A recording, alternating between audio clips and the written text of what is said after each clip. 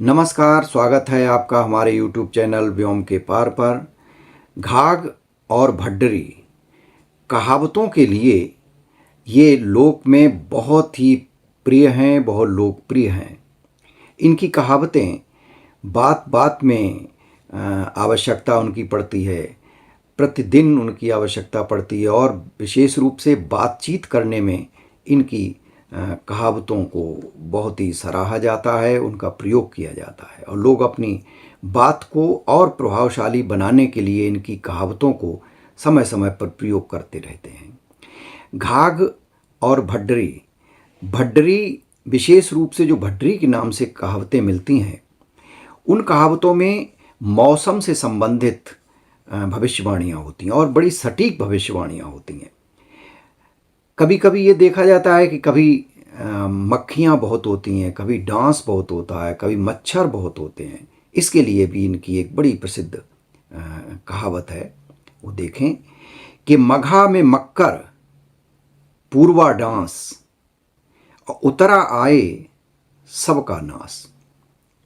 भड्डरी कहते हैं कि माघ नक्षत्र में, मघा नक्षत्र में मकड़ी और पूर्वा नक्षत्र में डांस जो मकड़ी से बड़ा होता है और विशेष रूप से पशुओं को काटता है।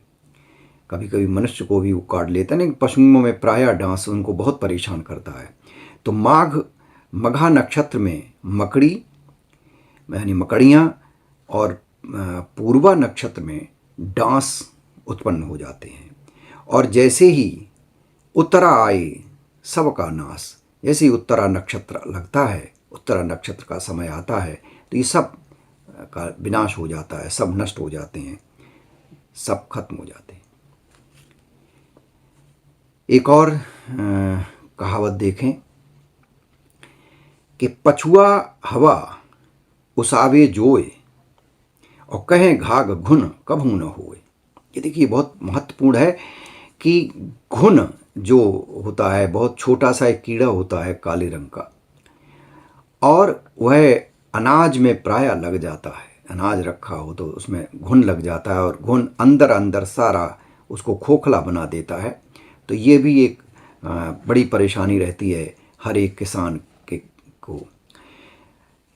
इसमें कहावत में कहा गया है, यानी इसको घुन से बचाव का उपाय भी समझ सकते हैं, कह सकते हैं। और ये अनुभव की बातें हैं, लंबे अनुभव के बाद में कोई कहावत तैयार होती है और लोग उसको स्वीकार करता है। तो घुन से कैसे बचाव किया जाए, ये इस कहावत में देखें कि पछुआ हवा उसावे जोए, यानी घाघ कहते हैं कि यदि पछुआ हवा चलने पर अनाज को ओसावा जाए, यानी दाना और भूसा उसका अलग अलग किया जाए। ओसाना यानी दाएं चलाना पहले कहते थे, अब उसको थ्रेसर से काटते हैं। कि पछुआ हवा अगर जब चलती हो तो अगर अनाज को ओसावा जाए, उसको भूसा और उसका दाने अलग किए जाएं, तो फिर कहें घाघ घुन कभू न होए। तो ऐसे समय पर अगर आप इसका प्रयोग करते हैं, पछुआ के चलने पर गेहूं या अनाज को भूसा से अलग करते हैं, अनाज और भूसा उसका अलग करते हैं, तो ऐसे अनाज में फिर कभी घुन नहीं लगता। ये कृषि से संबंधित जो अनुभव है, ये उन्होंने इस कहावत में व्यक्त किया है। तो घुन से बचने के लिए ऐसा करना चाहिए और ऐसा हमारे पीढ़ियाँ जो किसान हैं वो करते रहे हैं। एक और कहावत देखें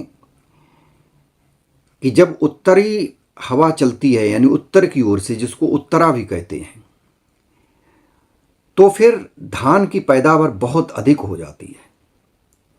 इसी से पूर्वानुमान लगा लिया करते थे पुराने समय के किसान कि आगे वर्षा होगी कि नहीं होगी, कौन सी फसल बोनी चाहिए, और जो फसल अगर कम होगी तो वह महंगी होगी। तो इससे अनुमान लगा करके किसानी किया करते थे। तो कहावत देखें कि बहे बयार उत्तरा माण न पीवे कुत्तरा, यानी जब उत्तर हवा चलती है, उत्तर की ओर से हवा चलती है, तो कुत्ते भी माड़ नहीं पीते।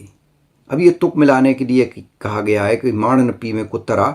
इसका मतलब ये है कि धान की पैदावार बहुत अधिक होती है। माड़ जो कि चावल को उबाल करके जब उसका जो पानी होता है उसको माड़ कहते हैं। तो इतना होता है धान, इतना चावल होता है कि उसको कुत्ते भी नहीं पीते हैं। इसका लाक्षणिक अर्थ लीजिए कि यानी बहुत अधिक पैदावार होती है। एक कहावत और देख लें कि भादों के महीने में जितने दिन पछुआ हवा चलती है, यानी पश्चिम की ओर से आने वाली बयार हवा जितने दिन चलती है भादों के महीने में, पूस में उतने ही दिन तक पाला पड़ता है। अब ये तो बहुत ही मौसम की सटीक वैज्ञानिक जानकारी है और ये अनुभव पर आधारित है। ये मशीनों पर आधारित नहीं बल्कि अनुभव पर आधारित है, जो कि सैकड़ों साल के अनुभवों का ये निचोड़ है।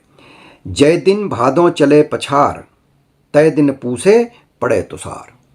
यानी जितने दिन तक भादों के महीने में, जो सावन के बाद महीना आता है, भादों के महीने में जितने दिन तक पछुआ हवा चलती है उतने दिन तक पूस के महीने में तुषार पड़ता है, सर्दी पड़ती है। जो तुषार है वो पड़ेगा।